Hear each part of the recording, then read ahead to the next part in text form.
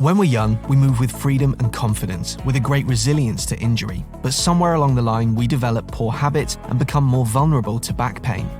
Back Pain Solutions features evidence-based and practical advice to help you take back control of your health and get back to the activities you love. This is your guide to better back health through movement. So join us as we demystify some of the commonly held beliefs about back pain and build your confidence to a stronger back the smart way. Welcome back to the Back Pain Solutions podcast, everybody. I'm here alone today and not with my good friend and co-host Ben James. So I'll be doing a solo today, and I'm going to be talking about building tolerance. So we're going to specifically, like always, or generally, focus and talk about the low back. So especially focusing on low back injuries, chronic or acute. And we're going to explore the idea of building tolerance and why it is important to back health, what it means to build tolerance, and why it is so relevant to activities of daily living. So when we think of tolerance, we could really apply it to any structure or any piece of material, whether you're an architect or an engineer. We generally have to know the tolerance of tissue or certain materials before we use it to build something or put it to the test in application. So I think we can, in a similar way, think about the low back. And when we think of the low back, we have to be a little bit more systematical. We have to look at the structures of the low back, and we have to then apply this tolerance concept to certain structures of the low back. So from the research, we typically know that generally, mostly, the structures that get damaged with especially chronic low back injury, in other words, where we have a part of the low back tissue that becomes irritated and then becomes or leads to a chronic problem, ends up being most likely the disc. And so we often get this discal irritation, and that leads to aberrant movement or unwanted pressures or a dysfunction in terms of stabilization. Or we might go and do silly things like trying to alleviate the pain with maximal effort stretches or these sorts of, sometimes we can even call it therapeutic ideas. What happens is this tissue becomes irritated and it leads to a dysfunction. In other words, it may then lead to problems with the small joints in the low back called the facet joints, where they become irritated as a secondary result of the discal irritation. And so you have to imagine yourself having that injury, and if you've had it long enough, you start having a lot of muscle tension in the low back. And quite often patients will ask me, well, is that a problem of the joints or is it a problem of the muscles, my muscles? Why are they so stiff? And my answer is generally, well, it's not the muscles nor the joints. It's all of them together. And we have to go back to the brain. So we have to look at the computer system. In other words, what causes the muscles to contract? What causes them to be stiff and tight? And so they're actually being told to cramp up, to be stiff. And generally the reason is to protect the low back.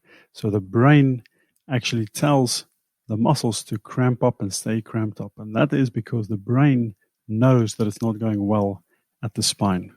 It feels and it interprets that there's too much unwanted pressure, whether it's a problem with tolerance, so normal pressure is already too much, or it's a situation where you are constantly putting yourself in a posture or a position at work which irritates that damaged tissue in the low back.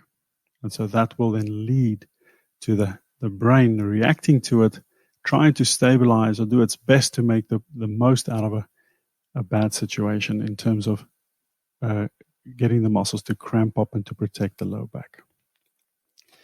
So we have to think tolerance, and that's where we quite often miss the point, and we start doing all sorts of interesting things to alleviate the back pain, whether it's therapeutic from a therapist who thinks that they're really they might think that they know what they're doing, but in general, what I see with a lot of people coming to me is actually they're therapists who are treating people before these people or patients come to me, is that they're really just trying things out. They're trying dry needling, or they're trying deep tissue massage, or they're trying specific exercises, and that's like throwing a dart to try and hit the bullseye with your eyes closed, in my opinion. So sometimes you'll hit it, quite often you won't hit it. And when you hit it, you'll think, oh, it's what I did. In other words, the dry needling helped, or the deep tissue massage helped. But quite often, it isn't even that got the patient better. So when we look at tolerance, we have to understand that an injured tissue body part will obviously have, if we think about it, a lowered tolerance. And a lowered tolerance means that it can have or handle less than average, or less than what it handled before in a normal average state.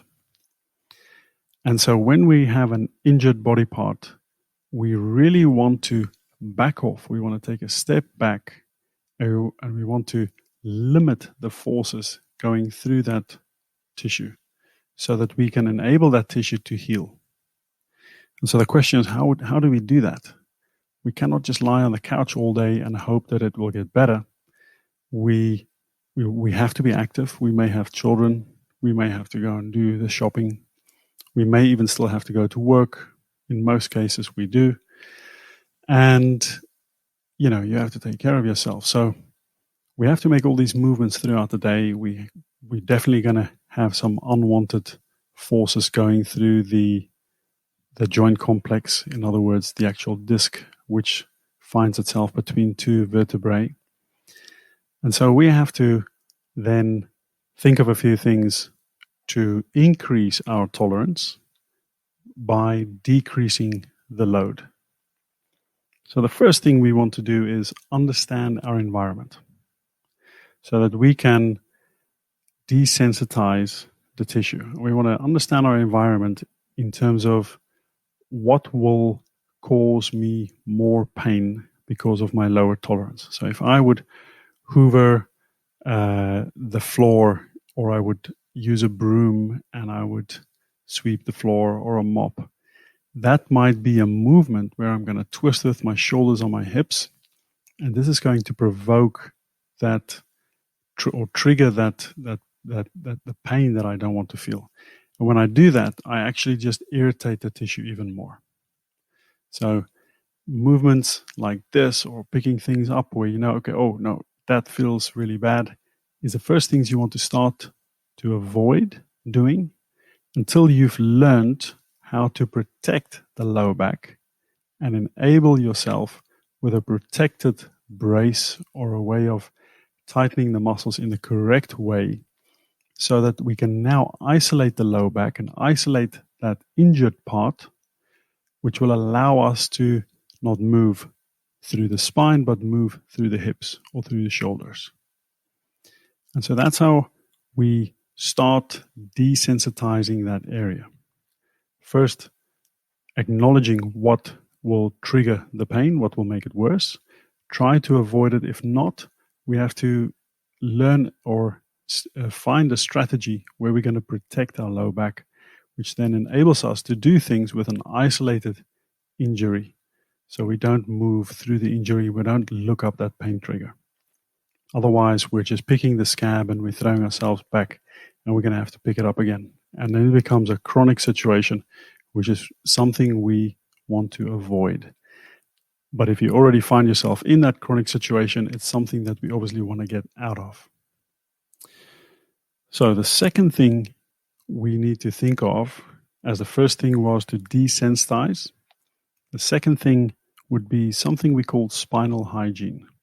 And so spinal hygiene is the awareness of how to, what I just mentioned, how to isolate and lock up the injured body part, in this case the low back, and understanding what is meant with a neutral spine.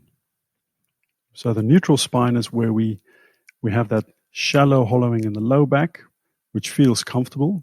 Generally, it's just the position you would assume when you're relaxed. And so we're not rounding the low back, we're not overarching the low back. We have a neutral pelvic stance, and then we have the low back in a shallow hollowing position. We're standing a little bit proud with our chest. In other words, we don't over-exaggerate a proud position, but we just raise the chest bone 1 centimeter. So we have a neutral spine, which is made up of a shallow hollowing in the low back and generally a shallow rounding in the upper back. So we want to learn how to first find this position, and then we want to learn to hinge or bend through the hips or twist through a hip. So we twist through the hips like a boxer twisting through the hips when he makes a punch, instead of twisting through the spine when we open a heavy door, for example, or we push a chair over underneath the table. So that's the second thing we want to do, is learn what is meant with spinal hygiene. It's finding the neutral spine and moving through the ball and socket joints, the shoulders, but more especially the hips. So we don't move through the spine. We want to learn what we have to do with spinal hygiene, the correct movement, so we can give the low back a break. We want to give it a break because we want it to heal. If we keep hammering the low back with unwanted movement, flexing through the low back or twisting, rotating through the low back or bending to the side, we will keep picking the scab and we'll keep throwing ourselves back, because we have to allow ourselves to get through that phase of recovery. In other words, we have to allow ourselves to get through the inflammation phase. But the third thing we have to focus on, and it's something we would already start doing almost from the start, depending on your level of tolerance, is to stabilize the spine. Because why do we want to stabilize the spine and not stretch the low back like a lot of people do when they feel something in the low back? Stabilizing the spine means that we're gonna create a stabilizing effect from the brain towards the muscles, which then protects the low back or that injury site. So with stabilization, we also want to be aware and know what is meant with the neutral spine. So when we have the neutral spine in position, we now want to lock the shoulders on the hips. Similar to the spinal hygiene, we want to understand how to move through the hip and not through the spine. And this we do with specific exercises which will focus on strengthening, especially the glutes, the ball and socket joints. Otherwise, we're going to find it very difficult to move through the hips. If these muscles have been on holiday for a long time, they might not want to take the job. And so we'll give the job back to the low back muscles and we end up moving through the spine again. So spinal hygiene. And then the next thing would be stabilization. And these stabilization exercises will be exercises like the bird dog or the clamshells to activate the glutes. We'll build it up to planks, side planks, and we'll increase the intensity to doing the stir the pot. And eventually we'll be on 2 feet where we might be lifting weight, but all with a stabilizing and conscious effort to protect the low back. So I hope you understand the idea of building tolerance from this short podcast. And in the next episode, I'm going to go deeper into how to approach that first phase when you have acute pain or you've been in long-term chronic pain that doesn't go away, the desensitizing phase, and how to approach it, how to look at it, and what you can do to initiate the healing process. So thank you for listening to the podcast, and like always, head over to iTunes, give us a rating, or head over to the website and have a look at our free ebook. Thank you very much.